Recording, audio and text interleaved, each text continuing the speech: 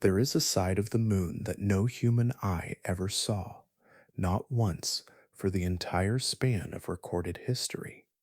For thousands of years, every civilization that looked up at the night sky, every astronomer who mapped the stars, every culture that wrote myths and told stories about that pale light overhead, they were all seeing the same face, one half, always the same half. The other side never turned toward us, not even once, and for a long time we assumed we knew why it looked the way it did, that it was probably similar to the side we knew, cratered, ancient, familiar. When a Soviet spacecraft finally captured the first images in 1959, scientists expected confirmation. What they got was something else entirely. The hidden half looked almost nothing like the face we'd been staring at for thousands of years.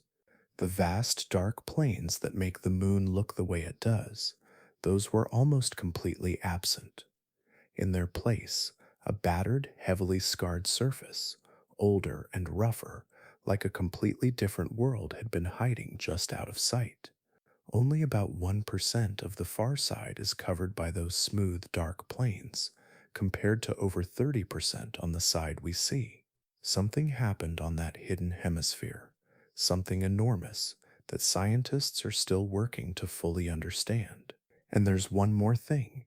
Even today, when a spacecraft crosses behind the moon, all communication with Earth cuts out completely.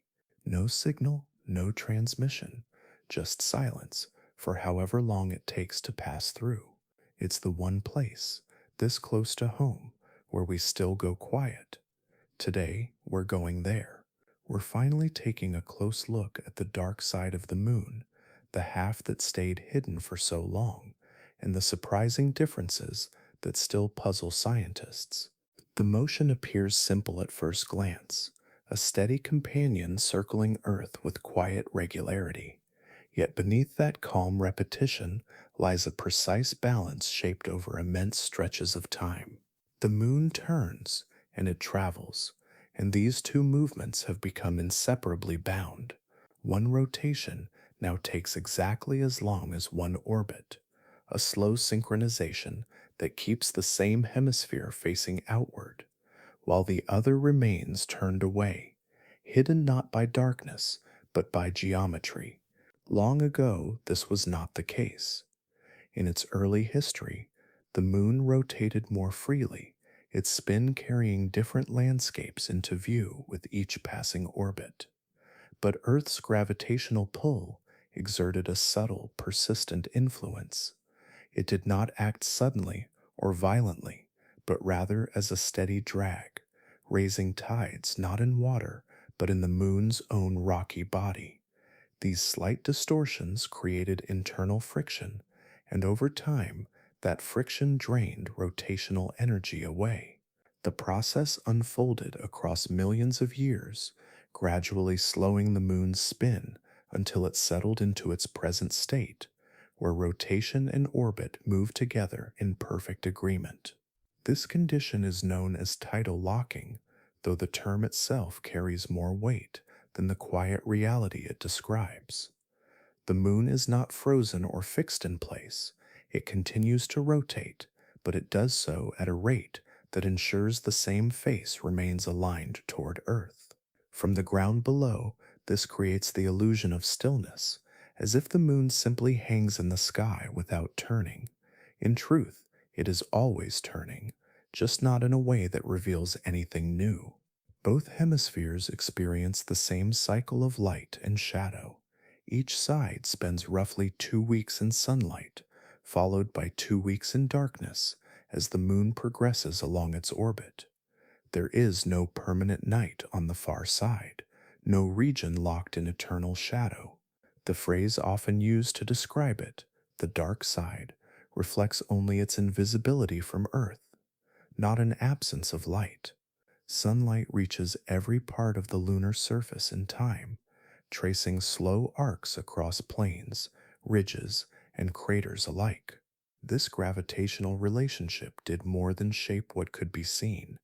it influenced how the moon evolved internally, guiding the distribution of heat and stress during its early formation. As Earth's pull stabilized the moon's orientation, it also affected how energy moved through its interior, contributing to differences that would later become visible on the surface. The locking itself became a framework, a fixed alignment that allowed one hemisphere to face Earth continuously, while the other remained turned outward into space. From a distance of about 384,400 kilometers, this arrangement feels almost deliberate, as though the moon has chosen a single face to present. Yet it is simply the outcome of physics unfolding with quiet consistency. Gravity, time, and motion combined to create a system where repetition replaces variation and where familiarity becomes permanent. What remains unseen is not concealed by darkness or distance, but by the steady rhythm of orbital motion. The moon turns, and in turning, it keeps half of itself just beyond reach, not through mystery, but through the natural consequence of a long and patient gravitational dance. A signal left Earth quietly in 1959, carried by a small machine moving beyond the familiar boundary that had defined every human observation before it. There was no direct view to guide it once it passed behind the moon, only pre-programmed motion and the certainty of its path. For a brief interval, it traveled through a region that had never been seen, where no telescope had ever reached, and where no image had ever formed. This spacecraft, Luna 3, did not capture its photographs in the way later missions would. Its camera exposed film while in motion, recording faint impressions of a surface that remained out of sight to everyone on Earth. The images were developed on board using a chemical process, then scanned line by line and transmitted back as radio signals. By the time they arrived, they were already degraded, softened by distance, interference, and the limits of the technology itself. What emerged was incomplete, blurred and uneven, yet it carried something entirely new.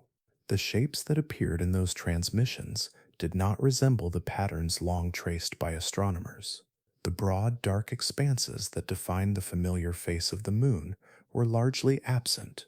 Instead, the surface appeared densely textured, crowded with overlapping craters that extended across nearly every visible region. Light and shadow fell differently across this terrain, revealing a landscape that seemed older, less altered, and far more uniform in its roughness. Scientists studying the images found themselves adjusting expectations that had been built over centuries. The assumption of symmetry, once taken as a natural extension of limited observation, no longer held. The moon was not simply a sphere with repeating features. It was divided, not evenly, but in a way that suggested a deeper structural difference. One hemisphere carried wide plains of solidified lava, while the other seemed to preserve a record of impacts with little interruption. Even through distortion and noise, the contrast was unmistakable.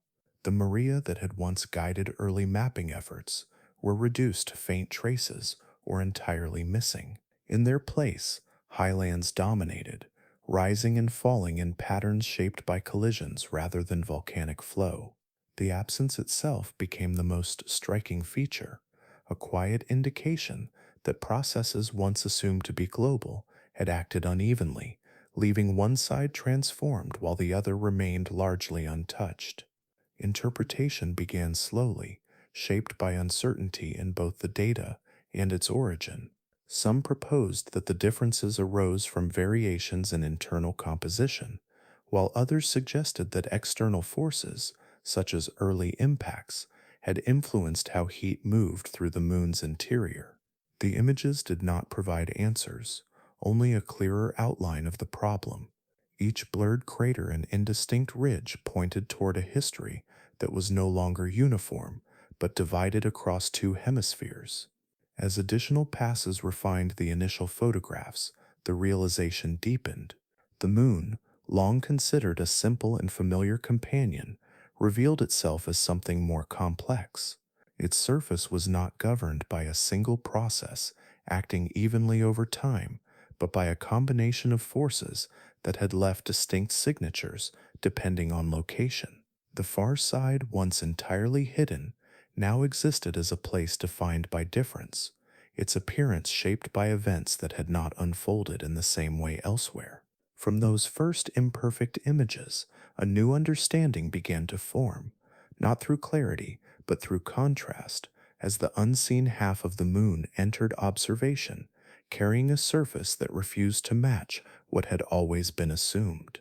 Long before the surface settled into the patterns now observed, an event unfolded with a scale that reshaped an entire hemisphere. It did not leave behind a single crater in the familiar sense, but a vast depression spanning nearly 2,500 kilometers, stretching across the southern reaches of the far side. This formation, known as the South Pole-Aitken Basin, is among the largest and oldest impact structures identified anywhere in the solar system, its presence embedded deep within the moon's earliest history. The basin's dimensions extend far beyond the scale of ordinary collisions. Its rim traces a broad, uneven boundary, enclosing a region so wide that it alters the curvature of the surface itself. From edge to center, the terrain slopes inward, descending several kilometers into a basin that has endured for roughly 4.3 billion years. Time has softened its features, layering smaller impacts across its floor, yet the underlying structure remains unmistakable, a quiet imprint of an ancient force. The energy required to create such a formation surpasses anything encountered in later periods. A massive object, likely tens of kilometers across, would have approached at extraordinary velocity, carrying kinetic energy sufficient to fracture the crust and drive material outward in all directions. Upon impact, shock waves propagated through the moon's interior, compressing and heating the surrounding rock, while ejecting debris across vast distances. In that brief moment, the surface was not simply marked, but fundamentally altered. At the basin's center, the crust was driven downward with enough force to expose material from deeper layers. This region offers a rare glimpse into the moon's mantle, a layer otherwise hidden beneath tens of kilometers of overlying rock. Measurements of composition in this area suggest differences that align with deeper origins, providing evidence that the impact did more than shape the surface. It opened a window into the internal structure of the moon, revealing traces of its earliest formation. The surrounding terrain carries the memory of that collision in subtle ways.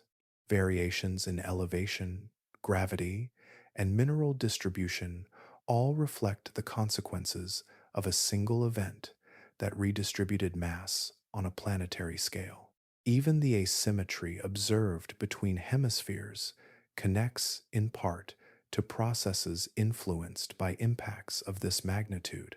The basin stands not as an isolated feature, but as a central piece in understanding how the moon evolved during its earliest stages. Such collisions were not uncommon in the early solar system. During that period, known as the era of heavy bombardment, countless bodies moved through unstable orbits, intersecting and colliding as the system settled into its present configuration. The South Pole-Aitken Basin serves as a preserved record of that time, its immense scale capturing a moment when impacts were capable of reshaping entire worlds. Unlike Earth, where geological activity has erased much of this early history, the moon retains these features with remarkable clarity. The absence of atmosphere, weather, and plate tectonics allows ancient structures to persist, their forms slowly modified only by subsequent impacts. In this way, the basin remains not only a scar, but a record, holding within it the memory of conditions that once defined the inner solar system. Across billions of years, its presence has endured without fading into obscurity.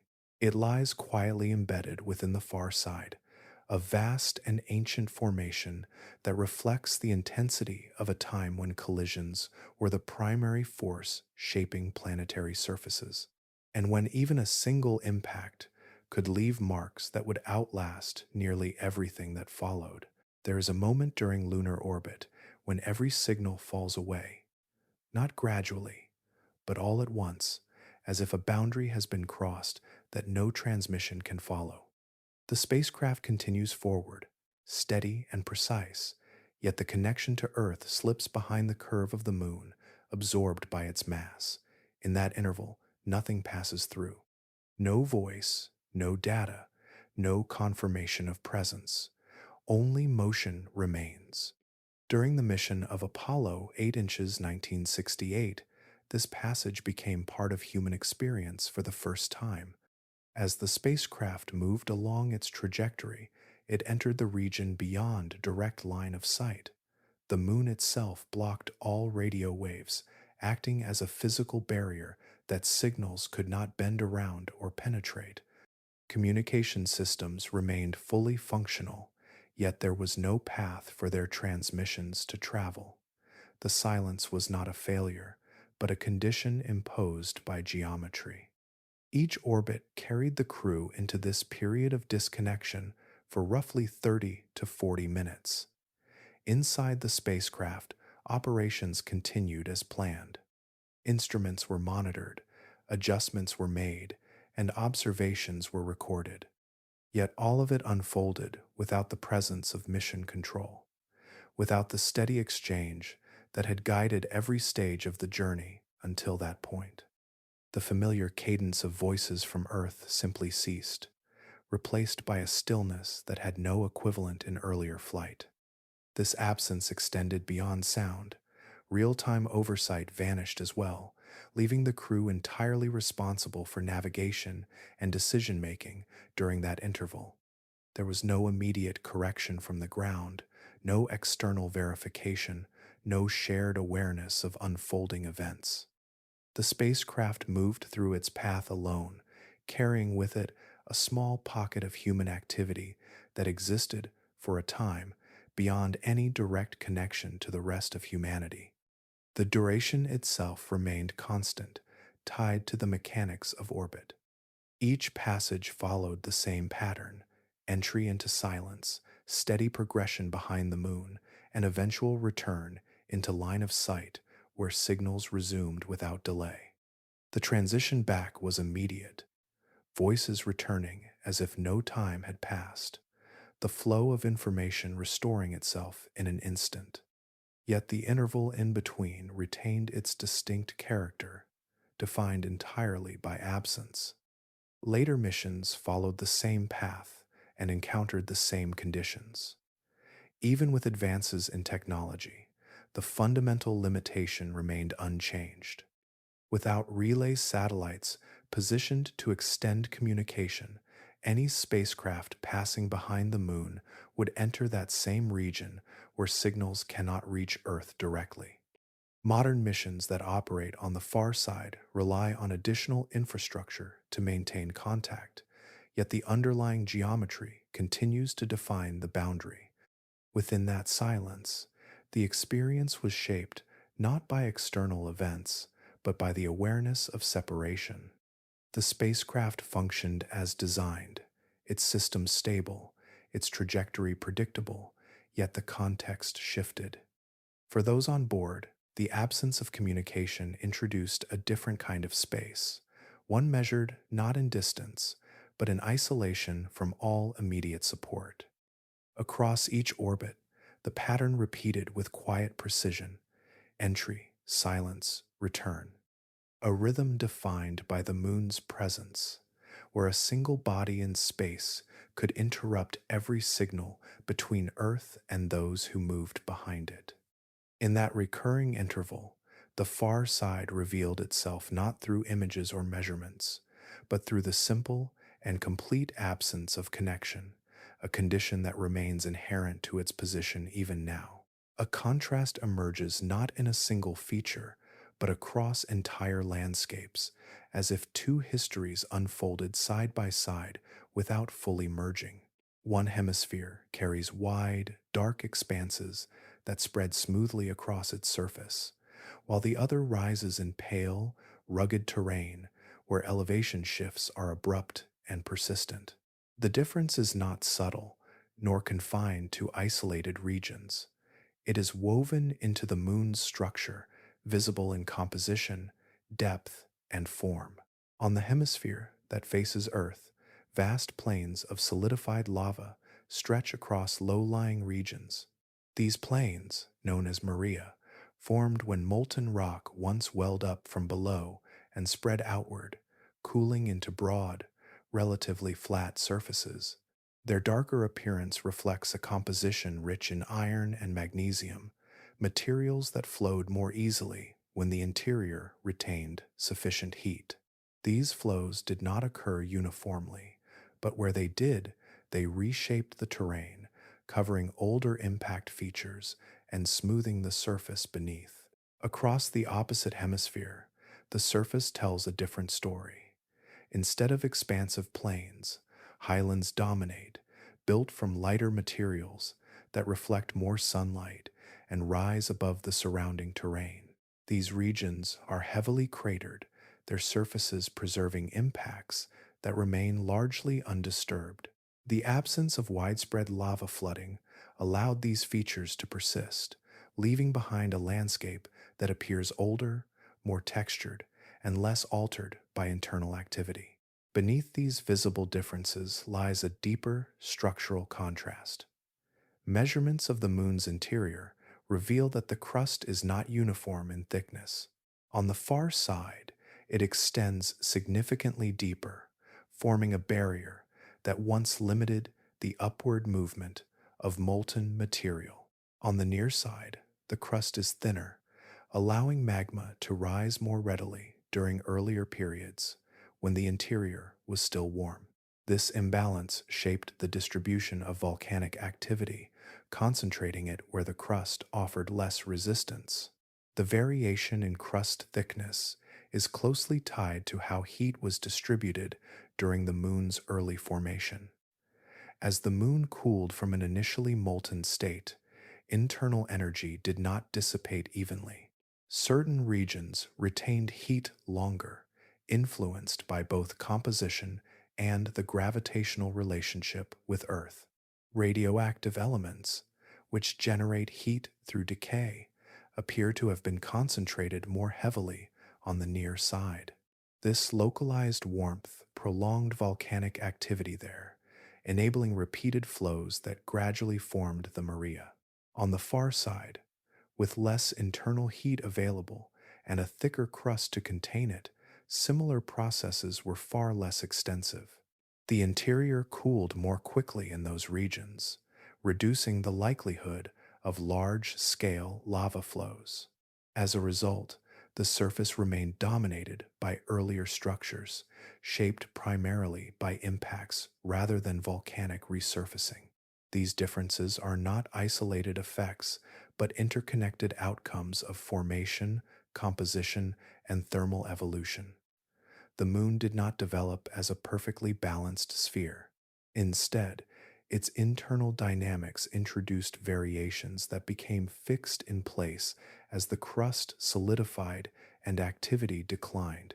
Over time, these variations translated into the contrasting appearances now observed, where one hemisphere bears the marks of flowing material and the other preserves a more ancient record. What appears from a distance as a simple visual contrast reflects a deeper asymmetry within the moon itself, where differences in thickness, heat, and composition combined to shape two distinct surfaces that share the same body, yet carry separate histories etched into their terrain. Before its surface settled into the patterns now preserved, the moon existed in a state that bore little resemblance to the solid world that followed. Its earliest form was shaped by an event of immense scale, when a young Earth encountered a planetary body and released vast amounts of material into orbit. From that debris, gradually gathering and cooling, the moon began to take shape. its structure emerging from a cloud of molten fragments drawn together by gravity. In those first stages, heat dominated every process. The newly formed body retained energy from the collision itself, while continuous impacts from surrounding debris added further intensity. The outer layers did not solidify immediately, but instead remained in a fluid state, forming what is often described as a global magma ocean. This was not an ocean of water, but of molten rock, extending across much of the moon's surface and into its interior, moving slowly as temperature gradients shifted beneath a thin and unstable crust. As cooling progressed, the first solid layers began to form. Lighter minerals crystallized and rose upward, creating an early crust that floated above the denser material below. This process did not occur evenly across the surface. Variations in temperature, composition, and external influence led to differences in how quickly regions solidified. Some areas developed thicker crust earlier, while others remained molten for longer periods, allowing internal movement to continue beneath a thinner outer layer. During this time, the surrounding environment remained active. The early solar system was filled with objects following unstable paths, and the moon, newly formed and still cooling, was subjected to frequent collisions. This period, known as heavy bombardment, left its mark across the surface, carving craters of varying sizes and redistributing material across vast distances. Each impact introduced new energy, briefly reheating localized regions and altering the evolving structure. The presence of Earth nearby contributed additional complexity. Its gravitational pull did more than shape orbital motion. It generated tidal forces within the moon, similar in principle to those that later influenced its rotation. These forces caused subtle flexing in the moon's interior, producing additional heat through friction. Although less intense than the energy from initial formation, this tidal heating played a role in prolonging internal activity, particularly in regions where the crust remained thin. As time continued, the balance between cooling and internal motion shifted. The magma ocean gradually solidified, though not at a uniform rate. Differences established during these early stages became fixed within the structure, influencing how heat moved and where material could rise or remain trapped. The crust, once forming in patches, grew more continuous, yet retained variations in thickness that would later affect surface processes. The record of this early period remains embedded within the moon's layers. Beneath the surface, traces of the magma ocean persist in mineral composition, while the distribution of crust reflects the uneven conditions under which it formed. The scars of heavy bombardment overlay these deeper structures, preserving a timeline that extends back to the moon's earliest moments. What emerged from this prolonged and dynamic beginning was not a uniform sphere, but a body shaped by asymmetry from its origin. The interplay of impact, heat, and gravitational influence created conditions that diverged across regions, leaving behind a foundation upon which all later features would develop, each layer carrying forward the consequences of a childhood defined by collision and gradual transformation. Differences hidden beneath the surface began to reveal themselves not through direct observation, but through subtle variations in how gravity behaved across the moon. Spacecraft passing overhead did not move in perfectly smooth paths.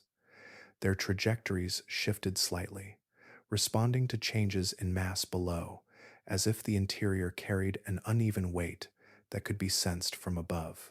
These delicate measurements became the basis for a deeper understanding of what lay beneath the visible terrain. The Gravity Recovery and Interior Laboratory mission, often referred to as GRAIL, traced these variations with remarkable precision. By flying two spacecraft in close formation and tracking the distance between them, scientists were able to map the moon's gravitational field in detail. As the leading spacecraft passed over regions with slightly stronger or weaker gravitational pull, its speed changed by a small amount, and the trailing spacecraft responded accordingly. These differences, though minute, revealed patterns that pointed directly to structural contrasts within the crust. What emerged from this mapping was a clear asymmetry. The crust on the far side was found to be thicker, on average, extending approximately 10 to 20 kilometers deeper than that of the near side. This difference was not confined to isolated regions, but spread across large portions of the hemisphere, forming a broad and consistent pattern. Beneath the highlands, the crust formed a more substantial barrier, separating the surface from the deeper interior. This structural imbalance connects closely to the moon's thermal history. During its early development, heat did not dissipate evenly throughout its interior. Certain regions retained warmth longer, allowing molten material to remain active beneath the surface. The near side, in particular, appears to have experienced prolonged heating, which influenced how its crust evolved. With sustained internal energy, the crust there remained thinner, shaped by continued movement and occasional resurfacing from below. A key factor in this uneven distribution of heat lies in the concentration of radioactive elements. Materials such as uranium, thorium, and potassium release energy as they decay, contributing to internal warmth over extended periods. Evidence suggests that these elements were not spread uniformly throughout the moon. Instead, they became more concentrated on the near side, forming regions where heat production remained higher for longer durations. This concentration created localized zones where the interior stayed active, maintaining temperatures that allowed material to remain partially molten beneath a thinner crust. Over time, this led to differences not only in thickness, but in how each hemisphere responded to internal processes. The far side, with fewer heat-producing elements, cooled more quickly. Its crust thickened as solidification progressed, forming a more rigid outer layer that limited further internal movement. The result is a moon whose internal structure reflects an early imbalance that never fully equalized. The crust, once forming under varying conditions, retained those differences as it stabilized. Gravity mapping revealed this hidden contrast, translating subtle shifts in spacecraft motion into a detailed picture of the moon's interior. These findings connect surface appearance to deeper processes, showing that what is seen above is shaped by conditions far below. The thicker crust of the far side stands as a quiet record of how heat, composition, and time combine to shape the moon unevenly, leaving behind a structure that continues to influence its surface long after the forces that created it have faded. Beneath the surface, movement did not cease when the outer layers began to cool. Heat remained trapped within, pressing upward in slow, persistent currents that sought pathways through the crust above. Where resistance was low, this material found its way toward the surface, carrying with it the potential to reshape entire regions. Where resistance was greater, it remained confined below, gradually losing energy without ever breaking through. On the hemisphere facing Earth, the crust formed under conditions that left it comparatively thin. This difference, established early and preserved over time, created zones where internal pressure could overcome the strength of the overlying rock. Molten material, driven by residual heat and buoyancy, began to rise through fractures and weaknesses, eventually reaching the surface. Once exposed, it spread outward in wide flows, filling low areas and smoothing older terrain beneath layers of solidifying lava. These flows did not occur in isolated bursts, but across extended periods, each episode adding new layers to the landscape. As the lava cooled, it formed dense, dark plains that gradually expanded, merging into vast regions that would later define the visible face of the moon. The process was not uniform, but it was sustained, enabled by a structure that allowed repeated access between the interior and the surface. Across the opposite hemisphere, the conditions differed in a way that limited this exchange. The crust there, thicker by a significant margin, acted as a barrier that molten material struggled to penetrate. Internal heat still existed, and movement within the mantle continued, yet the path to the surface remained largely closed. Pressure that might have driven eruptions elsewhere instead dissipated within the interior, unable to force its way through the more substantial outer layer. Without widespread volcanic resurfacing, the terrain retained its earlier form. Impact features remained exposed, accumulating over time, rather than being covered or altered by flowing material. The absence of large-scale lava plains was not due to a lack of internal activity, but to the presence of a crust that resisted it. This structural difference shaped the surface indirectly by controlling what could emerge from below. The contrast that resulted is visible across the moon today, where one hemisphere displays broad, relatively smooth expanses, while the other presents a more rugged and elevated landscape. These differences are not simply visual, but reflect a deeper relationship between internal dynamics and surface expression.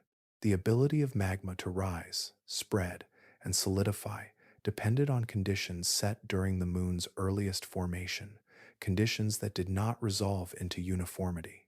As the interior gradually cooled and volcanic activity diminished, the patterns established during this period became fixed. The near side retained its expansive plains, their surfaces marking the final stages of large-scale flow. The far side preserved a different record, one where impacts and highland formation remained dominant. This division did not arise from a single event, but from the interaction of heat, structure, and time, each influencing how material moved within the moon. The surface, shaped by what could and could not reach it, now reflects that history in two distinct forms, each tracing back to the same origin, yet unfolding along separate paths. Time settles differently on a surface that does not renew itself. Each mark remains where it formed, layered gently with others that arrive later, creating a record that deepens rather than disappears. Across the far side of the moon, this slow accumulation has produced a landscape where impacts are not erased but preserved, their edges softened only by the passing of countless years. The terrain carries a density of craters that overlap and intersect, forming patterns that reflect an earlier era of frequent collisions. Larger basins sit beneath smaller impressions, and those, in turn, are crossed by even finer marks. Each impact added its own imprint, and without processes to erase them, these features remained in place, gradually building a surface that reflects a long and uninterrupted sequence of events. On Earth, a different story unfolded. The same early environment that brought frequent impacts also coincided with processes that reshaped the planet continuously. Heat within the interior drove movement in the crust, lifting, folding, and recycling vast sections of surface over time. Atmosphere and water introduced erosion, wearing down features and redistributing material across oceans and continents. Even large impact structures, once formed, were gradually altered or buried beneath newer layers, their original shapes becoming difficult to trace. In contrast, the moon lacks these forms of renewal. Its interior cooled to a point where large-scale movement ceased, leaving the crust stable and largely unchanged. Without atmosphere, there is no wind or rain to reshape the terrain. Without flowing water, there is no gradual wearing away of edges. Each impact remains exposed, its structure preserved except for the subtle accumulation of fine debris that settles over time. This difference allows the lunar surface, particularly on the far side, to function as a kind of record, where events from the earliest periods of the solar system remain visible. The distribution and density of craters provide a means of interpreting that record. Regions with a high concentration of overlapping impacts are understood to be older, having been exposed during times when collisions were more frequent.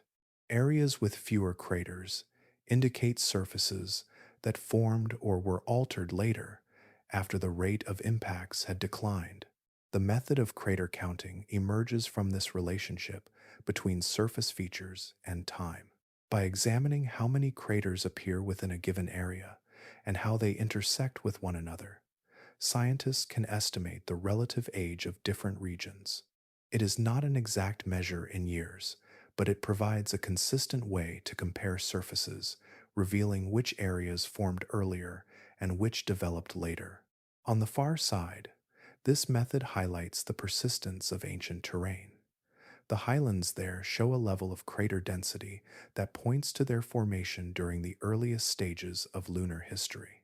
These surfaces have remained largely unchanged since that time, carrying forward a visual record that extends back billions of years. The moon, in this sense, holds a memory that Earth cannot retain. Its surface reflects a period when impacts shaped planetary bodies more intensely, preserving evidence that has long since been erased elsewhere.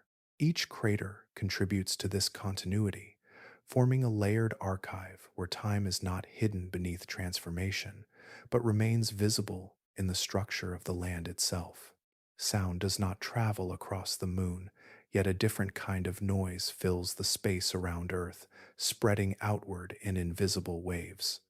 Every broadcast, every transmission, every signal sent through the air continues beyond the atmosphere, expanding into space as a constant background of human activity.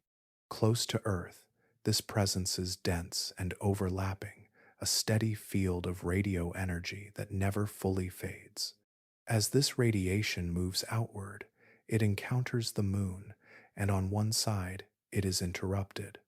The bulk of the moon acts as a barrier, blocking much of the radio noise generated by Earth.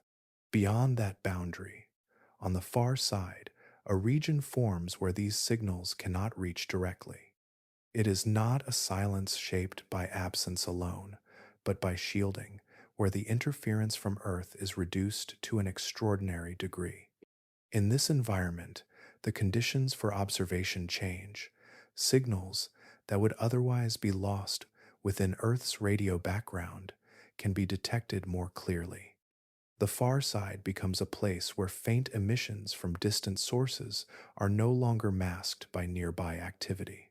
It offers a level of clarity that is difficult to achieve anywhere closer to the planet, where the constant presence of artificial signals blends with natural ones. This has drawn attention to the far side as a potential location for radio astronomy, particularly at low frequencies. These wavelengths, which are absorbed or distorted by Earth's atmosphere, can travel freely across the lunar surface. Without atmospheric interference and with minimal human-generated noise, instruments placed there could observe parts of the electromagnetic spectrum that remain largely inaccessible from the ground. Among the signals of interest are those originating from the earliest stages of the universe. After the first stars formed, but before galaxies fully developed, the cosmos entered a period often referred to as the Dark Ages. During this time, neutral hydrogen filled space, interacting with radiation in ways that produced faint, long wavelength signals. These emissions have traveled across billions of years, carrying information about the structure and evolution of the early universe, yet detecting them requires an environment free from overwhelming interference. The far side of the moon offers such an environment. Its position creates a natural shield, reducing the influence of both terrestrial transmissions and solar interference during certain intervals. This allows instruments to focus on extremely weak signals that would otherwise be obscured. Arrays of radio antennas spread across the surface could work together to capture these emissions, building a picture of a time that remains largely hidden from direct observation. The potential extends beyond a single type of measurement. With consistent conditions and minimal disruption, long-term observations could be conducted, gathering data over extended periods without the variability introduced by Earth's atmosphere or rotation. The surface itself provides a stable platform where instruments can operate without weather, and where the absence of an atmosphere removes many sources of distortion. In this way, the far side becomes more than a region defined by what cannot be seen from Earth. It represents a place where the absence of interference creates an opportunity, where the quiet is not empty, but filled with signals that have traveled immense distances, waiting for a location where they can be received without interruption. A new phase of exploration began not with a distant orbit, but with a descent, slow and deliberate, toward a surface that had remained beyond direct reach for decades. In early 2019, a spacecraft approached the far side of the Moon with the intention of settling there, not briefly, but as a sustained presence. The mission, known as Chang'e 4, carried with it the first attempt to perform a controlled landing in a region that had long been observed only from above. The approach required a sequence of carefully timed maneuvers. Without direct communication to Earth during critical phases, guidance depended on onboard systems and pre-planned trajectories. As the spacecraft moved into position, it relied on instruments to measure altitude and velocity, adjusting its descent in small increments. The surface below, uneven and marked by overlapping formations, required a level of precision that allowed for safe placement within a suitable area. The chosen site lay within the von Karman crater, a region located inside a larger basin that had been shaped by ancient impacts. This area offered both scientific interest and relative stability, providing terrain that could support a lander and its accompanying rover. The descent concluded with a gentle contact, marking the first time a human-made object had achieved a soft landing on the far side of the Moon. Maintaining communication from this location required an additional layer of infrastructure. Because the Moon itself blocks direct signals, a relay satellite had been placed in advance, positioned in a stable orbit that allowed it to remain in view of both the landing site and Earth. This satellite acted as an intermediary, receiving transmissions from the surface and forwarding them across space, creating a continuous link that would otherwise be impossible. With this connection established, the mission began its operations. Instruments aboard the lander collected data on the surrounding environment, measuring temperature, radiation, and the composition of the soil. The rover, moving gradually across the surface, extended this exploration, examining rocks and terrain features in greater detail. Each movement was controlled remotely, with commands transmitted through the relay system and responses returning with a slight delay. The location itself provided access to materials that may originate from deeper layers of the Moon. The basin in which the crater sits is believed to have exposed older and possibly more primitive material during its formation. By studying this region, the mission aimed to gather information about the internal structure and early history of the Moon, complementing observations made from orbit. Throughout its operation, the mission demonstrated that sustained activity on the far side was not only possible, but practical with the right support. The relay satellite maintained a steady flow of information, while the lander and rover continued to function under conditions shaped by long periods of daylight and darkness. Each transmission contributed to a growing body of knowledge, expanding what had previously been inferred into direct observation. The landing marked a transition from distant study to physical presence, placing instruments directly on a surface that had once remained entirely unseen. It extended human reach into a region defined by separation, establishing a continuous exchange of data across a boundary that had once limited all communication, and in doing so, it brought the far side into a closer and more detailed form of exploration. Information gathered from the surface began to refine what had previously been inferred from distance, translating broad patterns into direct measurements taken within the terrain itself. Instruments deployed at the landing site analyzed the composition of the soil and rock, revealing variations that aligned with deeper structural differences. The material present within the von Karman crater did not fully match the compositions commonly observed on the hemisphere facing Earth, suggesting that the far side retained a distinct chemical signature shaped by its own history. Among the most notable findings were differences in mineral distribution. Spectral data indicated the presence of materials associated with deeper layers, including components that form under higher pressures and temperatures within the moon's interior.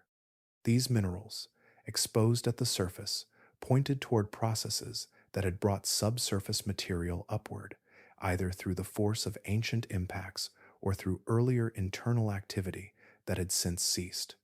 Their presence provided a direct connection between surface observations and the structure hidden below. The basin in which the landing occurred plays a central role in this exposure. Formed by a collision of immense scale, it altered the surrounding crust in ways that allowed deeper material to become accessible. The impact displaced layers that would otherwise remain buried, lifting portions of the mantle closer to the surface. Measurements taken within this region support the idea that the basin's formation reached far below the outer crust, drawing material upward and redistributing it across the area. Surface composition analysis further revealed that the far side lacks the same concentration of elements associated with prolonged volcanic activity. The relative scarcity of iron-rich basaltic material, which defines many of the darker plains elsewhere, reinforces the observation that large-scale lava flows were limited in this hemisphere. Instead, the surface is dominated by lighter, more ancient material that reflects the early stages of lunar development. The data also provided insight into how the basin itself formed and evolved over time. By examining the arrangement and composition of materials within and around the crater, researchers gained a clearer understanding of the sequence of events that followed the initial impact. Layers of ejecta, variations in mineral composition, and the structure of the surrounding terrain all contribute to a more detailed reconstruction of how such a large formation developed and how it influenced the surrounding region. These observations extend beyond a single location, offering context for broader patterns across the far side. The differences detected at the landing site support the larger view of a hemisphere shaped by distinct internal and external processes, where composition, structure, and history combine to produce a surface that diverges from what is seen elsewhere. The presence of deeper materials at the surface, combined with the absence of extensive volcanic resurfacing, reinforces the understanding of how early conditions shaped the moon unevenly. Through direct measurement, the landing transformed abstract models into tangible evidence. Each sample analyzed and each signal recorded contributed to a clearer picture of the moon's internal composition and its early evolution. The far side, once defined by distance and indirect observation, began to reveal its structure through contact, offering details that connect its surface features to processes that extend far beneath, where the moon's earliest history remains embedded within its layers. At the edges of the moon, where its surface tilts toward and away from the sun at a shallow angle, light behaves in a way that creates regions untouched by direct illumination. Near the poles, the sun never rises high above the horizon. Instead, it traces a low path, casting long shadows that stretch across the terrain and settle into depressions that remain dark for extended periods. Within certain craters, this geometry becomes permanent, forming areas where sunlight has not reached for vast spans of time. These permanently shadowed regions exist primarily at the lunar poles, where the orientation of the moon's axis and its orbit combine to limit solar exposure. The walls of deep craters block incoming light, and because the sun's path remains low, it never clears the rim to illuminate the interior. As a result, the temperature within these areas drops to extremely low levels, far colder than most other locations on the moon. Without sunlight, there is little energy to warm the surface, and heat dissipates slowly into space. In such conditions, volatile substances can remain stable for long periods. Among these is water, present in the form of ice mixed with the fine lunar soil. Evidence for this ice has been gathered through a combination of remote sensing and direct measurement, including observations of neutron flux, radar reflections, and spectral signatures that indicate the presence of hydrogen bound within the surface material. These findings suggest that water has accumulated in these shadowed regions over time, delivered by impacts or formed through interactions between solar particles and the lunar surface. The distribution of this ice is not uniform. It appears concentrated within specific craters, often in areas where temperatures remain consistently low and where the geometry of the terrain prevents even scattered light from entering. In some cases, the ice may exist as thin layers within the soil, while in others it may form more substantial deposits beneath the surface. The exact structure varies, shaped by the history of each location and the processes that contributed to the accumulation. These regions hold particular significance for future exploration. Water ice represents not only a scientific interest, but also a potential resource. It can be used to produce drinking water, oxygen for breathing, and hydrogen for fuel, supporting sustained human presence on the moon. Access to such resources reduces the need to transport materials from Earth, enabling longer missions and more complex operations. The polar environment also offers areas that receive near continuous sunlight along elevated ridges, creating a contrast between zones of constant shadow and areas of persistent illumination. This combination provides opportunities for energy generation while maintaining proximity to regions where ice may be present. Together, these conditions form a landscape that is both challenging and promising, requiring careful planning to navigate its extremes. Within these shadowed craters, the absence of light preserves more than temperature. It maintains a record of materials that have remained undisturbed, offering insight into processes that extend beyond the moon itself. Particles carried by comets, solar wind interactions, and ancient deposits all contribute to a layered history embedded within the ice and soil.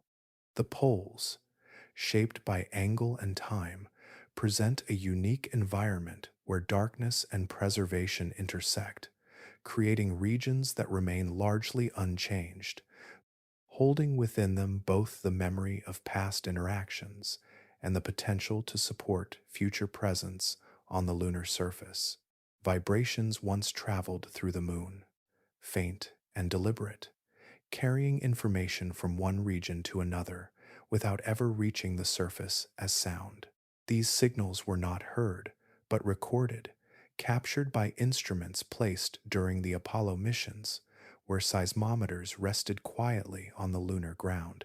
Each tremor, whether caused by distant impacts or subtle internal shifts, moved through the moon's interior, revealing its structure in the way those waves changed speed, direction, and intensity. The data gathered from these measurements provided a view beneath the surface that could not be seen directly. Seismic waves behaved differently depending on the materials they passed through, slowing in some regions and accelerating in others. By tracking these variations, scientists began to map the internal layers of the moon, distinguishing between the crust, the mantle, and the deeper core. The process unfolded gradually, with each recorded event adding clarity to a structure that remained hidden from direct observation. At the center lies a core smaller than once expected, occupying only a modest portion of the moon's total volume. Unlike Earth, where the core dominates much of the internal structure, the lunar core is limited in size, composed of dense material that includes iron and other elements. Surrounding it is a partially molten layer where temperatures remain high enough to allow some movement, though not at the scale seen in larger planetary bodies. Beyond this region, the mantle extends outward, forming the majority of the moon's interior, while the crust forms the outermost layer, varying in thickness across different regions. The behavior of seismic waves revealed that these layers are not perfectly uniform. Variations in density and composition create subtle differences that affect how energy travels through the interior. These differences align with the broader asymmetry observed at the surface, suggesting that the imbalance extends deep below. The moon is not structured as a perfectly even sphere, but as a body shaped by conditions that varied during its formation and evolution.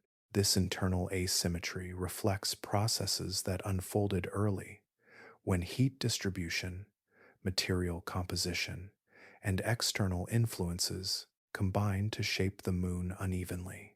Regions that retained more heat allowed for greater internal movement, while others cooled more quickly, solidifying into more rigid forms. These variations became embedded within the structure, influencing how the interior responded to later events and how energy continues to move through it. Seismic observations also revealed that the moon experiences its own form of activity, though far less intense than that of Earth. Moonquakes, as they are often called, occur under different conditions, some triggered by thermal expansion as the surface shifts between extreme temperatures, others by gravitational interactions with Earth. These events provide additional data, sending waves through the interior that further refine the understanding of its composition. The picture that emerges is one of layered complexity, where each region contributes to a structure that is both stable and subtly dynamic. The small core, the extensive mantle, and the uneven crust together form a system shaped by its early history and preserved through long periods of minimal change. Beneath the surface, the moon carries a structure that mirrors the contrasts seen above, extending the story of asymmetry inward, where differences in material and temperature remain part of its enduring form. Traces of a field that no longer exists remain embedded within the moon's surface, held quietly inside rocks that formed long ago. These materials carry a memory of magnetism preserved at the moment they cooled, when particles within them aligned with an invisible force that once surrounded the moon. Today, that force is absent, yet the alignment remains, offering a record of conditions that have since faded.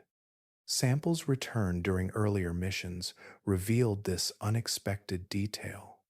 When examined, certain rocks displayed magnetic properties that could not be explained by the moon's current state. The present environment lacks a global magnetic field strong enough to produce such alignment, indicating that these materials must have formed during a time when the moon generated a more substantial field of its own. This discovery pointed toward an earlier phase of activity, one in which the interior behaved differently than it does now. The source of this ancient magnetism is tied to movement within the moon's core. In planetary bodies, magnetic fields often arise when electrically conductive material circulates in a molten state, creating a dynamo effect. For the moon, this suggests that its core was once more active, with motion sufficient to generate a field that extended outward to the surface. Over time, as the interior cooled and the energy driving that motion diminished, the dynamo weakened and eventually ceased. The rocks that retain this magnetization formed during that earlier period, capturing the orientation of the magnetic field as they solidified. Their internal structures locked into place, preserving a snapshot of the field's strength and direction at the time of their formation. Even after the field disappeared, these records remained unchanged, providing a way to study a process that can no longer be observed directly. The distribution of magnetized regions across the lunar surface is not uniform. Certain areas display stronger remnant magnetism, while others show little to none. This variation reflects both the original strength of the field and the conditions under which the rocks formed. In some regions, impacts may have altered or erased earlier magnetization, while in others, the material remained intact, preserving its original alignment. These findings suggest that the moon's interior once possessed a level of energy and motion that contrasts with its present state. The existence of a magnetic field implies that the core was not only molten, but actively circulating, generating currents that extended outward. This activity would have influenced how heat moved through the interior and how materials behaved during the moon's early development. As the moon aged, the processes sustaining this field gradually declined. Cooling reduced the motion within the core, limiting its ability to generate a magnetic field. Without continuous circulation, the dynamo effect weakened and the field faded. What remains are the imprints left behind, carried within rocks that formed during a time when the moon's interior was more dynamic. These preserved signals provide insight into a phase of the moon's history that is otherwise difficult to reconstruct. They reveal that beneath the surface, conditions once existed that allowed for complex internal activity, shaping not only the structure of the moon, but also the environment that surrounded it. The absence of a present field does not erase that history, but instead highlights the transition from an earlier state of motion to the quiet stability that defines the moon today. Fragments can travel between worlds when energy rises beyond what gravity can hold. In the earliest chapters of Earth's history, impacts large enough to fracture continents sent material outward, lifting rock beyond the reach of the planet's pull. These fragments did not vanish into empty space. Some entered trajectories that carried them across the narrow distance, separating Earth from its companion, moving slowly through a region where both bodies exert influence. During periods of intense bombardment, Earth experienced collisions that released immense energy. When large objects struck its surface, shock waves passed through the crust, and debris was ejected at speeds high enough to escape. This material, composed of rock from Earth's outer layers, carried with it the chemical signatures of the environment in which it formed. Some fragments re-entered Earth's atmosphere, while others moved outward, intersecting with the moon's orbit. The transfer of material between the two bodies became possible because of their proximity. Compared to other planetary distances, the space between Earth and the moon is relatively small, allowing debris to cross it under the right conditions. Numerical models of early impacts suggest that a portion of this ejected material would have reached the moon, arriving as secondary impacts that embedded fragments of Earth within the lunar surface. Once deposited, these fragments entered an environment that preserves rather than transforms. Without atmosphere or active geology, the moon does not recycle its surface in the way Earth does. Materials that arrive remain largely where they land, altered only by subsequent impacts or gradual exposure to radiation. This stability creates the possibility that pieces of Earth's earliest crust may still exist there, preserved within the lunar soil. The far side, in particular, offers conditions that increase the likelihood of preservation.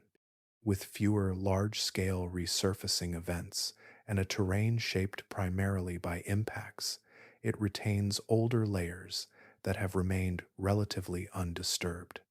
Material arriving from Earth during the early stages of the solar system may have settled into this environment and remained intact across vast spans of time. Each fragment would carry information about Earth's composition during a period for which direct evidence has largely been erased. On Earth, traces of its earliest surface have been lost to processes that continually reshape the planet. Plate movement recycles crust into the interior, while erosion alters exposed rock over time.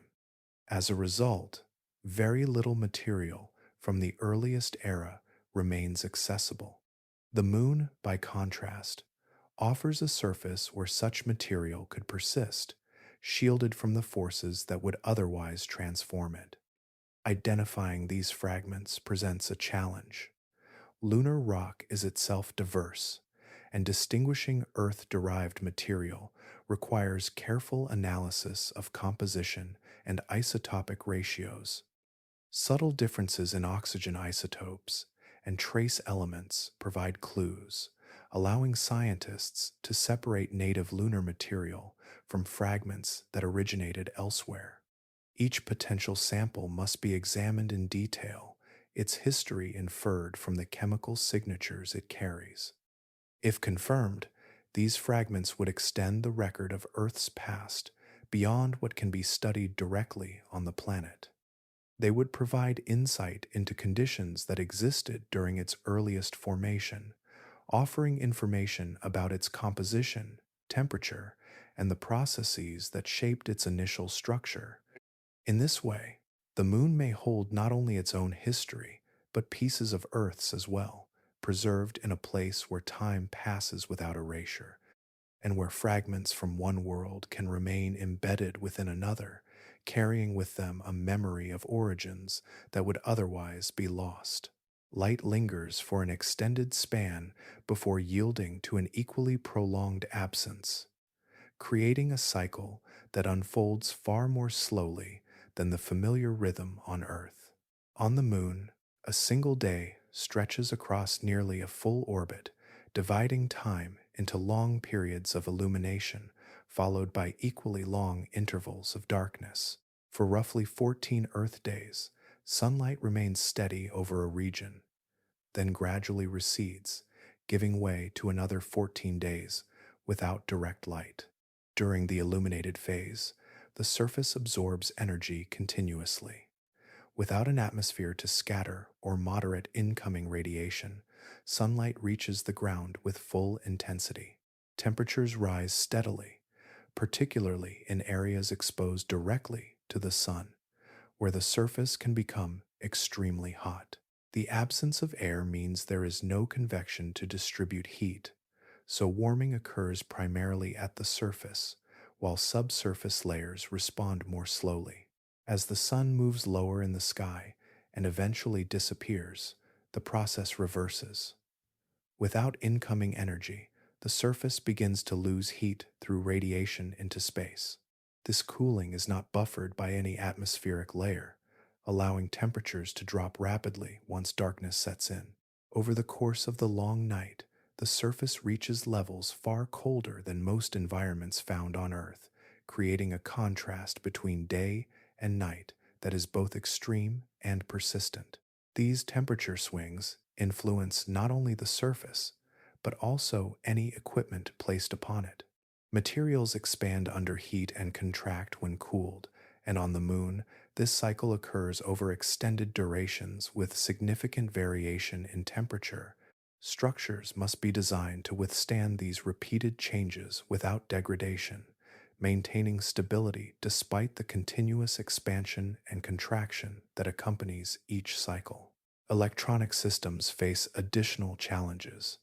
Components generate their own heat during operation, yet must also survive the external conditions that alternate between intense warmth and deep cold.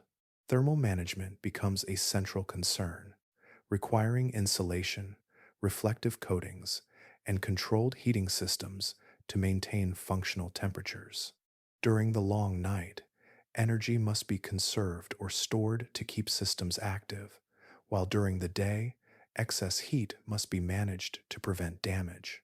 The length of the cycle introduces further complexity. Unlike environments where temperature changes occur rapidly, the extended duration of each phase requires systems that can operate continuously under a single condition for long periods.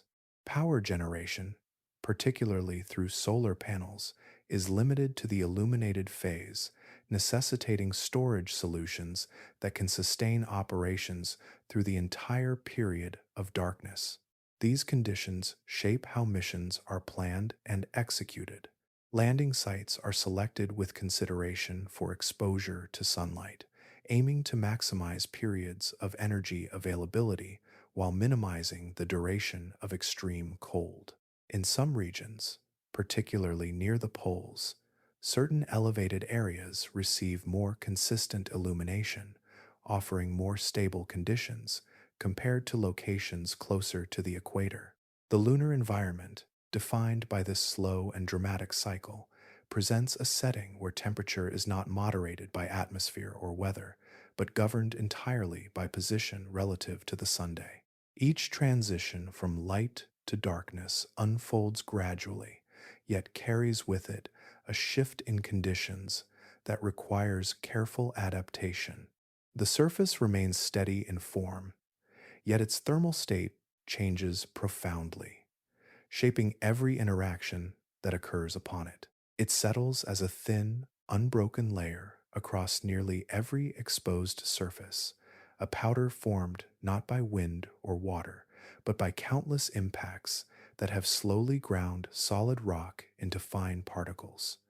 This material, known as regolith, covers the moon in varying depths, its texture shaped by repeated collisions that shattered and fractured the surface over immense spans of time. Each grain carries edges that have never been softened by erosion, remaining sharp and irregular despite their small size. The absence of atmosphere plays a central role in preserving these properties. Without air or moisture, there is nothing to round or smooth the particles once they form. Instead, they accumulate exactly as they are created, producing a surface that behaves differently from soil on Earth. When disturbed, the dust lifts easily, clinging to nearby objects before settling again, guided only by gravity and the motion that displaced it. For those who move across this terrain, the material presents a persistent challenge. It adheres to surfaces with a surprising tenacity, coating equipment and suits in a fine layer that is difficult to remove. The particles can infiltrate joints, seals, and mechanical systems, gradually affecting their performance. Over time, this accumulation introduces wear, as the sharp edges of the dust interact with moving parts, increasing friction and reducing efficiency. The regolith also alters how the surface responds to pressure. In some areas, it compacts under weight, providing a stable footing, while in others it remains loose, shifting slightly with each step or movement. This variability requires careful consideration when navigating the terrain, as the ground does not behave uniformly across different regions. The thickness of the regolith can vary as well, influenced by local impact history and underlying structure. Landing on such a surface introduces additional complexity. As a spacecraft descends, its engines direct exhaust downward, disturbing the regolith beneath. The force of this exhaust can displace large amounts of dust, lifting it into the surrounding space where it moves outward in expanding patterns.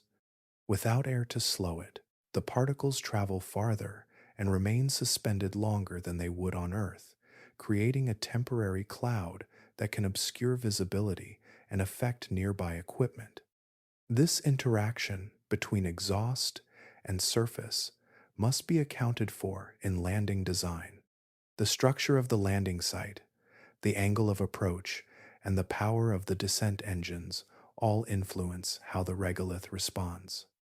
In areas where the surface is uneven or covered with thicker layers of dust, the behavior of the material can vary, requiring adjustments to ensure stability upon contact.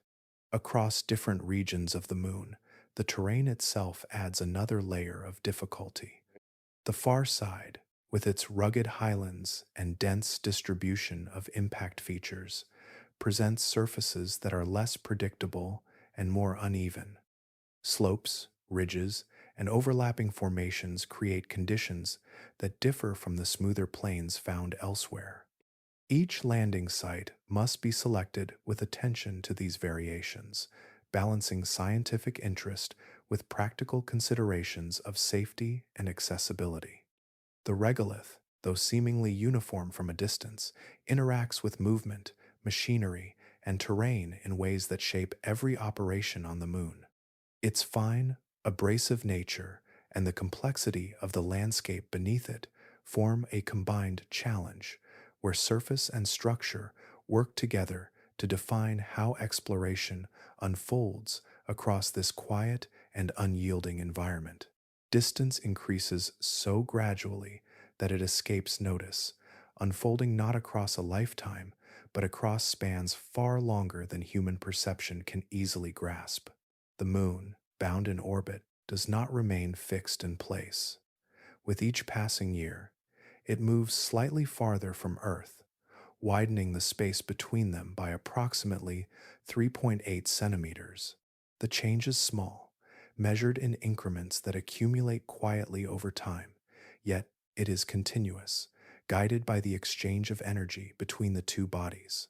This outward motion is linked to the same gravitational interaction that shaped the moon's rotation. As Earth turns, it carries its oceans with it, raising tidal bulges that are not perfectly aligned with the moon's position. These bulges, shifted slightly ahead by Earth's rotation, exert a forward pull on the moon, transferring energy and increasing its orbital distance. At the same time, this interaction slows Earth's rotation, lengthening the duration of each day by a small but measurable amount. The measurement of this drift is not inferred from theory alone. It is observed directly through a method that relies on precise timing and reflection. During the Apollo missions, astronauts placed arrays of mirrors on the lunar surface, designed to reflect laser pulses sent from Earth. By directing a beam of light toward these reflectors and measuring the time it takes to return, scientists can calculate the distance between Earth and the Moon with remarkable accuracy. Repeated over decades, these measurements reveal a steady increase, confirming the gradual outward movement. Each pulse of light travels across the expanding gap, reflecting off the mirrors and returning to detectors on Earth. The change in travel time, though minute, accumulates into a clear pattern, showing that the moon's orbit is not static. It expands slowly, carrying the moon farther into space while maintaining its gravitational connection. Over vast periods, this process leads to changes that reshape the Earth-Moon system. As the distance increases, the strength of tidal interactions decreases, reducing the rate at which energy is transferred. Earth's rotation continues to slow, though at a diminishing pace, while the moon's outward movement gradually stabilizes. The system approaches a state where both bodies influence each other less strongly, settling into a more distant equilibrium. The long-term future of this relationship extends beyond immediate observation. Given enough time, the Earth-Moon system could reach a point where both bodies become tidally locked to each other, each showing the same face to the other as they orbit. In such a configuration, the exchange of energy would largely cease, and the distance between them would stabilize. For now, the process continues, subtle and persistent. The moon recedes by a fraction each year, its path defined by the balance of forces that connect it to Earth. The mirrors placed on its surface continue to reflect light across this growing distance, providing a steady record of change that unfolds quietly, measurable not in dramatic shifts, but in the accumulation of small, precise increments that extend across time, far beyond immediate perception. Mapping now unfolds through motion rather than sight alone, built from instruments that trace the surface with quiet repetition as they pass overhead. Orbiting spacecraft follow precise paths, circling the moon again and again, gathering data in layers that gradually assemble into a detailed representation of terrain that was once only partially understood. Each pass adds resolution, refining shapes that emerge not from a single image, but from accumulated observation. Among these missions, the Lunar Reconnaissance Orbiter has played a central role. Moving in a low polar orbit, it crosses over nearly every region as the moon rotates beneath it, allowing its instruments to capture images under varying angles of light. Cameras aboard the spacecraft record the surface in high detail, revealing structures that range from broad formations down to features small enough to measure individual boulders. The data builds slowly, each image fitting into a larger mosaic that extends across the entire far side. This mapping does not rely on light alone. Laser altimeters measure elevation by sending pulses toward the surface and timing their return. From these measurements, precise topographic maps are constructed, showing the rise and fall of the terrain in 3 dimensions. Crater rims, basin floors, and subtle slopes all become part of a continuous landscape, allowing the surface to be understood not only as an image, but as a structure shaped by depth and variation. Gravity mapping adds another layer of understanding. Missions designed to detect changes in gravitational pull reveal differences in mass distribution beneath the surface. As spacecraft move across regions of slightly varying density, their trajectories shift in small but measurable ways. By tracking these variations, scientists can infer structures hidden below, linking surface features to deeper formations that cannot be seen directly. Together, these methods transform the far side into a mapped environment where detail extends across scales. High-resolution imagery provides visual clarity, while elevation data defines the shape of the terrain, and gravity measurements reveal internal structure. Each dataset complements the others, creating a comprehensive view that connects surface appearance with underlying composition. The process remains continuous rather than complete. With each orbit, instruments capture new data under different conditions, refining existing maps and revealing features that may have been obscured or overlooked. Variations in lighting expose subtle differences in texture, while repeated measurements improve accuracy, reducing uncertainty in both position and elevation. From this accumulation, the far side emerges not as a distant abstraction, but as a place defined by measurable detail. Its surface can be navigated virtually, its features cataloged and compared, its structure examined with precision that was once unattainable. The terrain that had once been inferred from limited observation now exists as a mapped landscape where each ridge, basin, and slope is positioned within a coherent framework. Through orbit and repetition, mapping has extended beyond simple imaging into a layered understanding where multiple forms of measurement converge to describe a surface that remains physically distant, yet increasingly familiar in its structure and form, shaped not only by what is seen, but by what is measured and carefully assembled over time. In a region where interference falls away, observation takes on a different quality, shaped not by stronger instruments alone, but by the absence of competing signals. The far side offers such a condition, where the constant background generated by Earth does not reach, allowing faint emissions to emerge with greater clarity. This quiet environment alters how measurements can be made, opening pathways to study parts of the universe that remain difficult to access from elsewhere.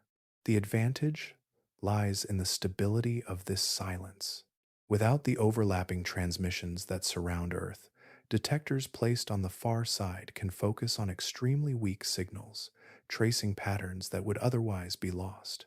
The surface provides a natural platform for arrays of instruments spread across wide distances, working together to capture long wavelength emissions that travel through space with little distortion. These wavelengths, often blocked or altered by Earth's atmosphere, pass freely across the lunar surface, preserving information carried from distant regions. Among the most significant targets are signals linked to the earliest structures in the universe. After the first stars formed, but before galaxies fully developed, the cosmos existed in a state that left behind faint traces within the electromagnetic spectrum. These traces, carried by neutral hydrogen and other early matter, offer insight into how the first large-scale structures began to emerge.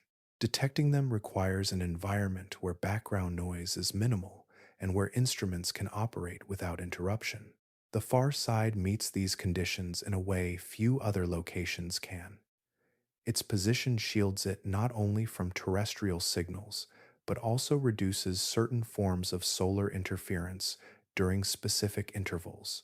This combination allows for extended periods of observation, where data can be collected continuously, building a detailed record over time. The absence of atmosphere further enhances this capability, removing sources of distortion that affect measurements taken from Earth.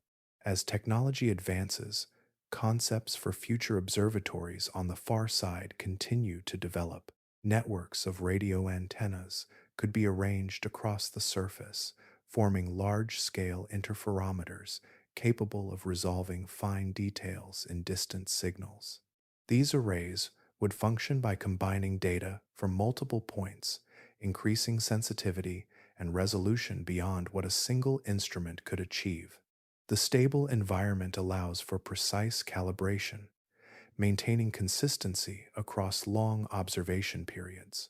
Such observatories would extend the reach of astronomy into ranges that remain largely unexplored. By capturing low-frequency signals, they could provide information about early galaxy formation, mapping how matter gathered and evolved in the universe's first stages. These observations would complement data collected at higher frequencies, filling gaps in understanding and offering a more complete picture of cosmic development. The far side, once defined by its separation, becomes a place where distance from Earth creates an advantage rather than a limitation. Its quiet environment supports a form of observation that depends on clarity rather than proximity, where the faintest signals can be distinguished without interference. Through careful placement of instruments and sustained measurement, this region holds the potential to reveal aspects of the universe that remain hidden, not because they are absent, but because they require a setting where their subtle presence can be detected and studied without disruption. A sense of distance can arise even when separation is small, shaped not by kilometers, but by absence of familiarity. The far side carries this quality, not because it is unreachable, but because, for most of human history, it remained unseen. What is not observed directly often gathers meaning in a different way, shaped by imagination and the limits of knowledge rather than by evidence. Before images revealed its surface, the unseen hemisphere existed only as an extension of what was already known. Early interpretations often assumed continuity, projecting familiar patterns beyond the visible edge. At the same time, the idea of a hidden side invited speculation, allowing it to become a place where unknown features could exist without contradiction. This combination of assumption and uncertainty created a space where the far side was both expected to be similar and open to being entirely different. Human perception tends to respond strongly to boundaries that conceal rather than reveal. When a landscape extends beyond view, the mind often fills that space with possibilities, drawing from existing knowledge while allowing for variation. In the case of the moon, this process unfolded across centuries, where limited observation encouraged interpretations that blended observation with imagination. The far side became less a physical location and more a conceptual one, defined by what could not be confirmed. Cultural expressions reflected this ambiguity. Stories, artistic interpretations, and early scientific ideas sometimes treated the unseen hemisphere as a counterpart that might hold distinct features or conditions. Without direct observation, these ideas could persist, shaped by the context of their time rather than by measured data. The moon, already a prominent presence in the sky, extended its influence into areas where knowledge was incomplete, reinforcing its role as both a familiar object and a source of speculation. The transition from speculation to observation occurred gradually as technology advanced to a point where direct evidence could be obtained. When the first images arrived, they did more than reveal terrain. They replaced a long-standing absence with specific detail, shifting the far side from a conceptual space into a defined landscape. The change did not eliminate the sense of mystery entirely, but it altered its nature, grounding it in features that could be studied rather than imagined. Even with detailed maps and measurements now available, the perception of the far side retains elements of that earlier ambiguity. It remains a region that cannot be seen from Earth, maintaining a separation that continues to influence how it is experienced conceptually. The knowledge that it exists beyond direct view preserves a subtle distinction where familiarity is shaped by data rather than by continuous observation. Science has provided clarity, yet it has done so by revealing complexity rather than simplicity. Each new measurement has added detail, showing that the far side is not a uniform extension of the visible hemisphere, but a region with its own structure and history. This depth of information replaces uncertainty with understanding, yet it also expands the scope of what is known, introducing new layers that require further study. In this way, the far side continues to occupy a unique place between knowledge and perception. It is fully mapped and measured, yet still defined by its position beyond direct view, where the boundary between what is seen and what is understood remains part of how it is experienced. Rotation shapes how a world presents itself over time, determining whether its surface changes in view or remains fixed from a particular vantage. Earth turns continuously, bringing every region into view over the course of a day, while the moon maintains a steady orientation, showing the same hemisphere toward its companion as it moves along its orbit. This difference arises from the way each body interacts with gravitational forces, influencing not only motion, but the long-term development of their surfaces. On Earth, rotation is independent of its orbit around the Sunday. The planet spins once every 24 hours, distributing sunlight across all latitudes in a regular cycle. This movement supports a dynamic system where temperature, atmosphere, and surface processes interact continuously. Winds circulate, oceans shift, and weather patterns emerge, all shaped by the steady alternation between day and night. Over time, this rotation contributes to a surface that is constantly changing, where features are modified, erased, and reformed through a combination of internal and external forces. The moon follows a different pattern, one established through a prolonged interaction with Earth's gravity. Its rotation slowed over time until it matched the duration of its orbit, creating a state where the same side remains oriented toward Earth. This alignment alters how energy is distributed across the lunar surface, influencing both its thermal environment and its geological evolution. Instead of experiencing rapid cycles, each region passes through extended periods of illumination and darkness, shaping how heat is absorbed and released. This difference in rotational behavior extends into how each body evolves over time. On Earth, the continuous exchange of energy between atmosphere, oceans, and interior supports active processes such as plate movement and volcanic activity. These processes reshape the surface, recycling material, and maintaining a balance that prevents any single region from remaining unchanged for long periods.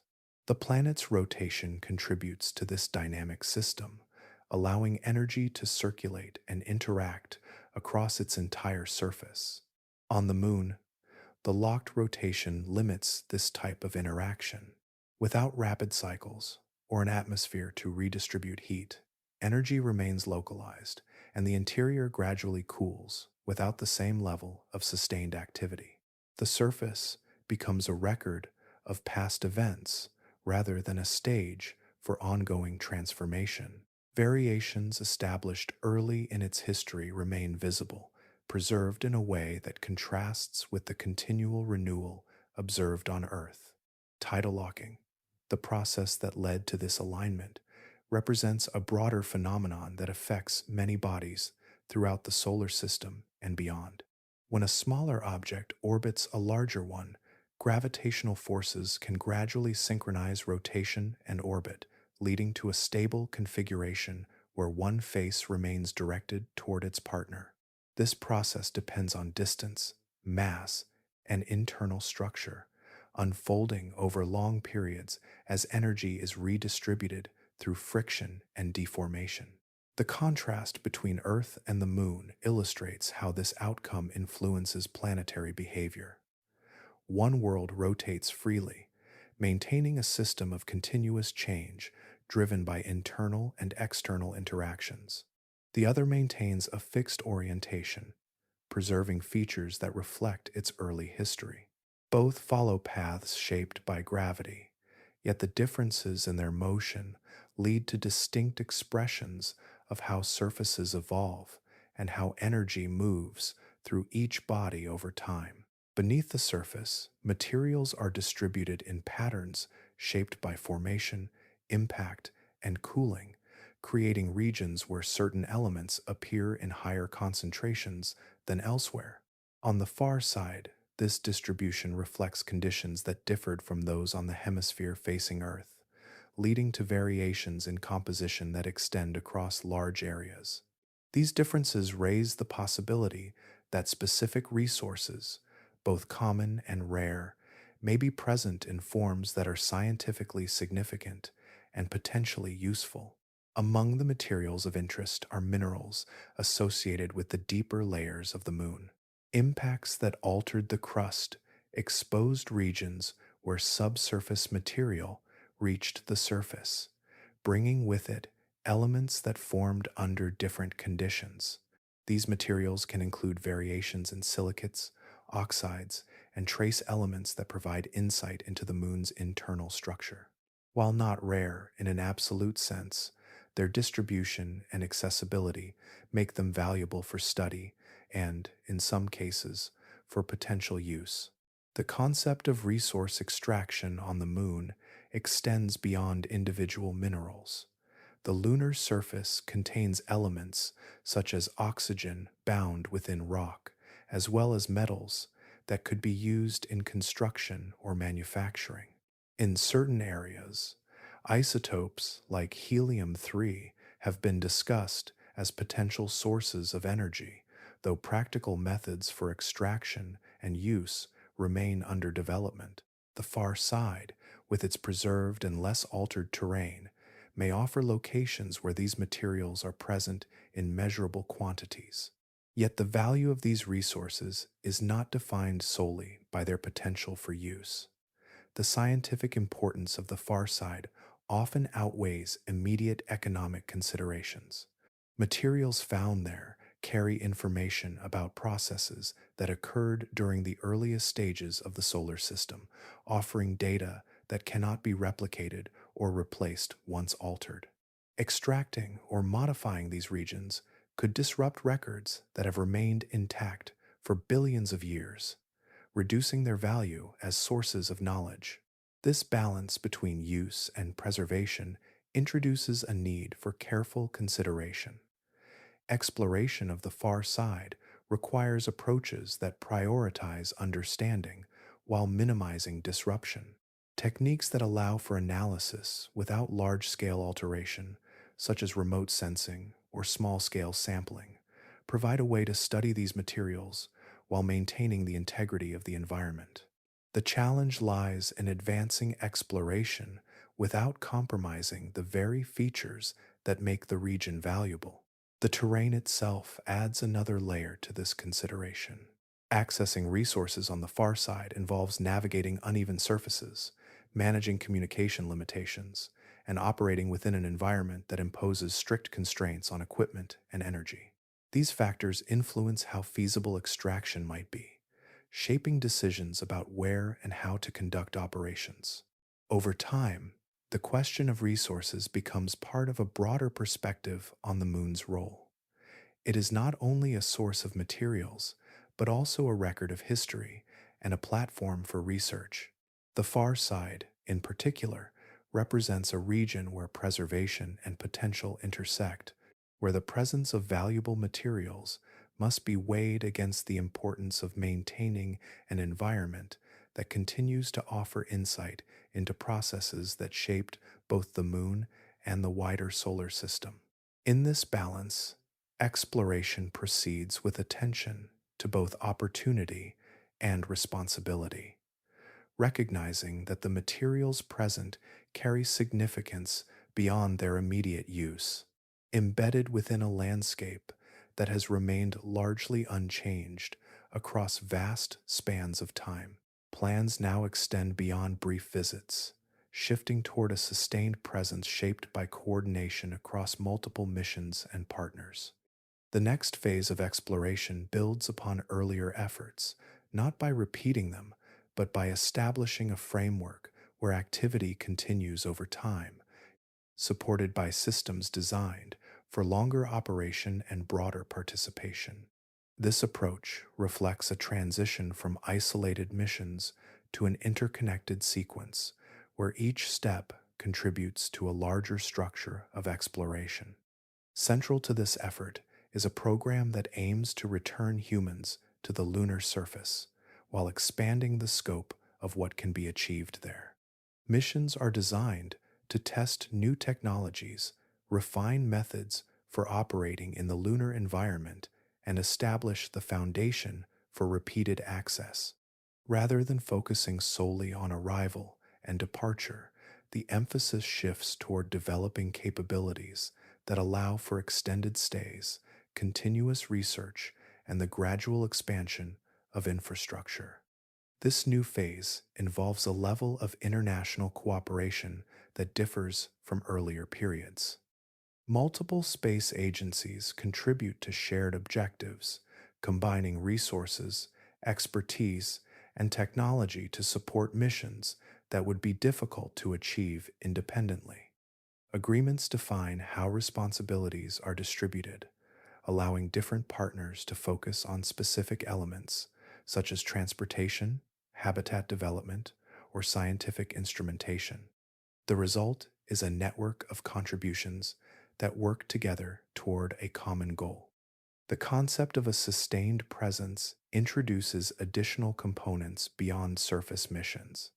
Orbital platforms are planned to serve as points of transfer and coordination, enabling spacecraft to dock, refuel, and prepare for descent or return. These structures act as intermediaries, linking operations on the surface with those in transit, creating a system that supports repeated missions with greater efficiency. Over time, such platforms may evolve into hubs that facilitate ongoing activity rather than single mission events. On the surface, exploration plans extend into regions that have not yet been visited directly.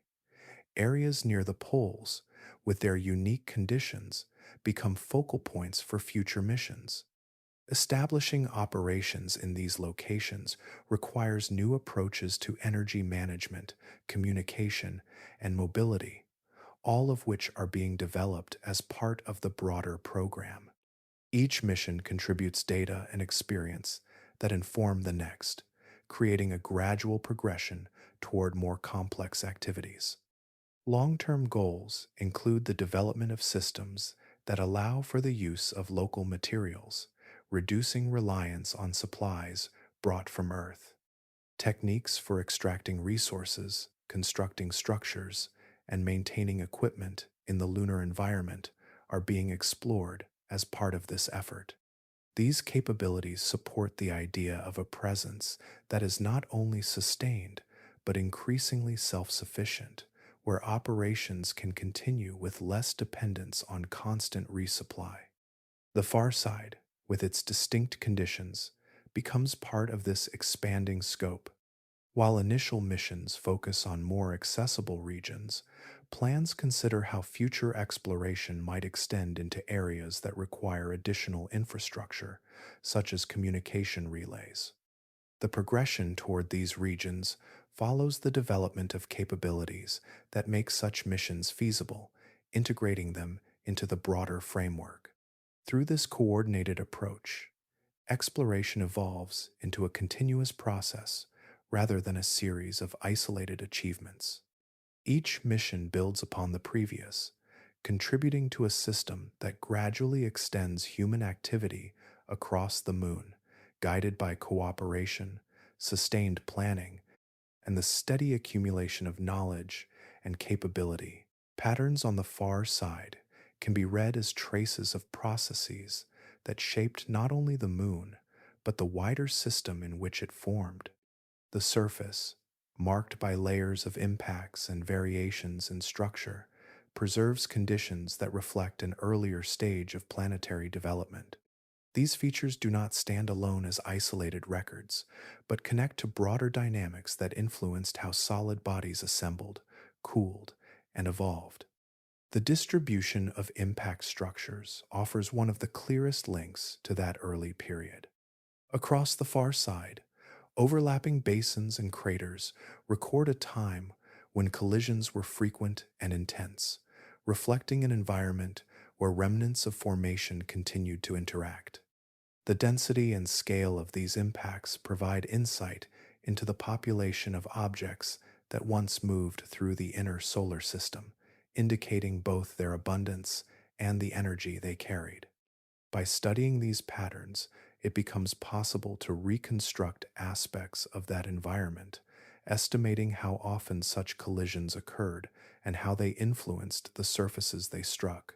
Beyond the impacts themselves, the structure of the crust reveals how the moon responded to these events and to its own internal processes.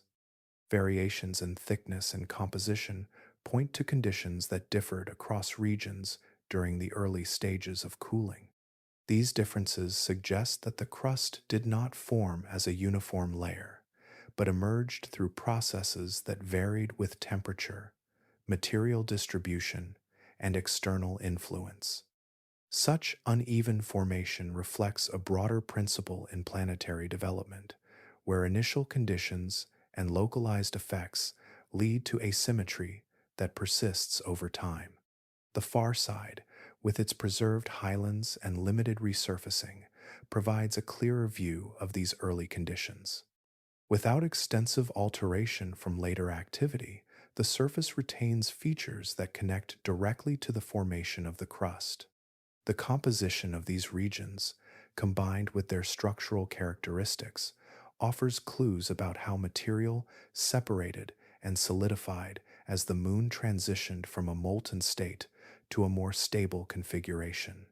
These observations contribute to models that describe how planetary bodies form from accreting material. The presence of asymmetry, both in surface features and internal structure, supports the idea that formation is not a perfectly balanced process. Instead, it involves interactions that introduce variation, whether through impacts, gravitational effects, or differences in material composition. The moon serves as a case where these variations remain visible, allowing them to be studied in detail. In the context of the early solar system, the far side acts as a preserved example of how smaller bodies responded to a dynamic environment. Its features align with models that describe a period of intense activity, where collisions played a central role in shaping surfaces and influencing internal evolution. The evidence found there helps refine these models, providing constraints that guide how simulations and theories are developed. Through this lens, the far side becomes more than a region of contrasting terrain. It represents a record of processes that extend beyond the moon itself, linking its formation to the broader sequence of events that shaped planets and smaller bodies alike. Each feature, from the arrangement of impacts to the structure of the crust, contributes to an understanding of how matter organized, interacted, and settled into the forms that now define the solar system. Measurement often depends as much on what is absent as on what is present. On the far side, the reduction of external interference creates conditions where signals can be observed without the layers of disturbance that usually surround them. This environment is not defined by emptiness alone, but by the way natural shielding allows subtle phenomena to emerge with greater clarity. The mass of the moon itself serves as a barrier, blocking a large portion of the radio emissions that originate from Earth. These emissions, which extend outward continuously, form a background that can obscure faint signals arriving from distant sources. On the far side, this background is greatly reduced, allowing instruments to operate in a region where the influence of terrestrial transmissions is minimal.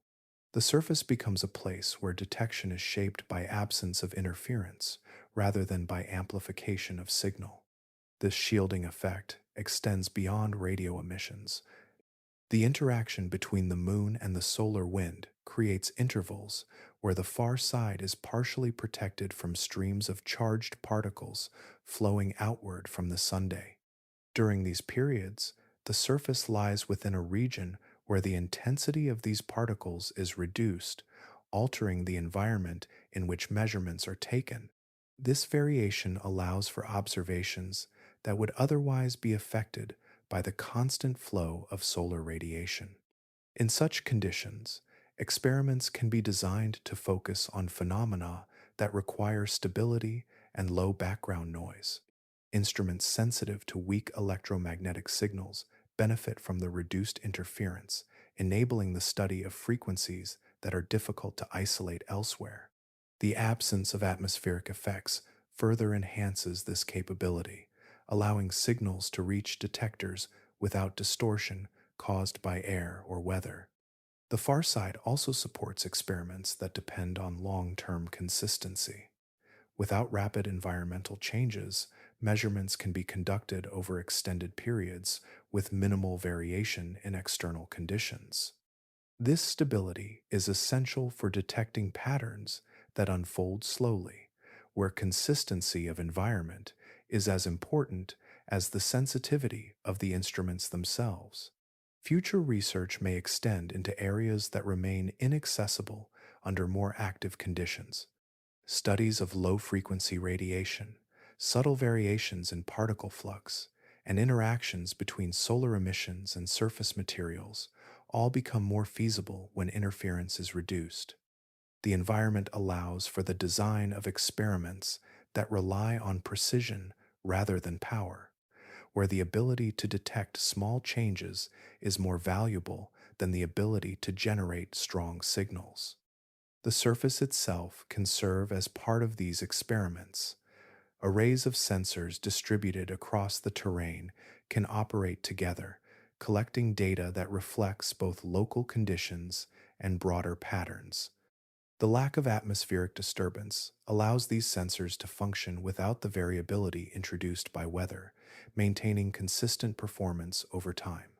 In this way, silence becomes an active component of scientific work. It provides a condition where measurements are shaped by clarity rather than by filtering out noise.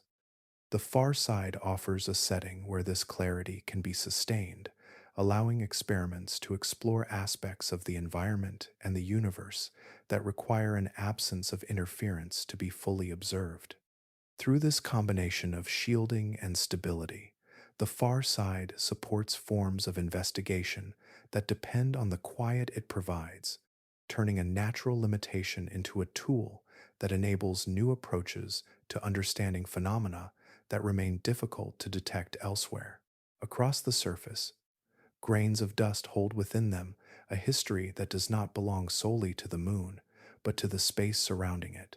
Each particle of regolith has been exposed for long spans, accumulating traces from the environment through which it has remained.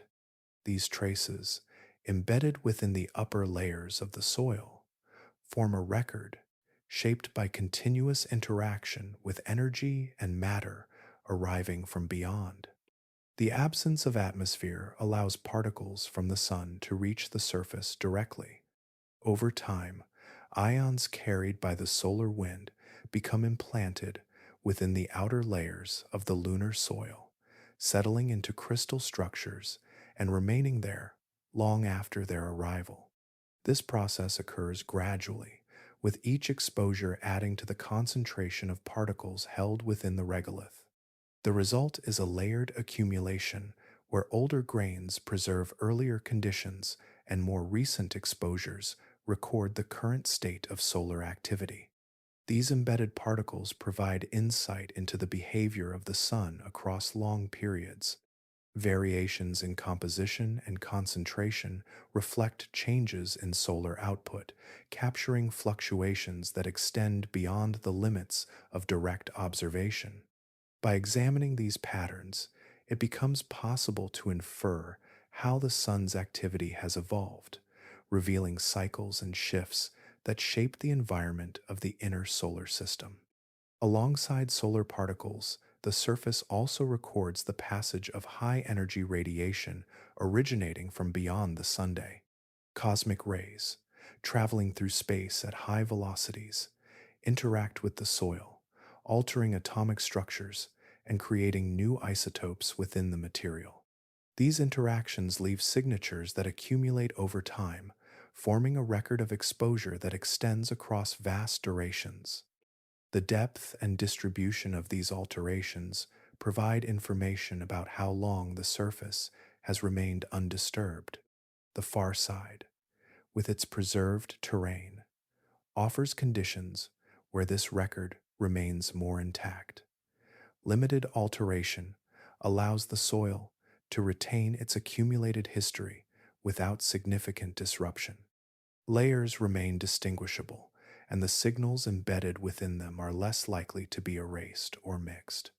This preservation enables a clearer reconstruction of exposure history, linking surface material to the broader environment through which the moon has moved.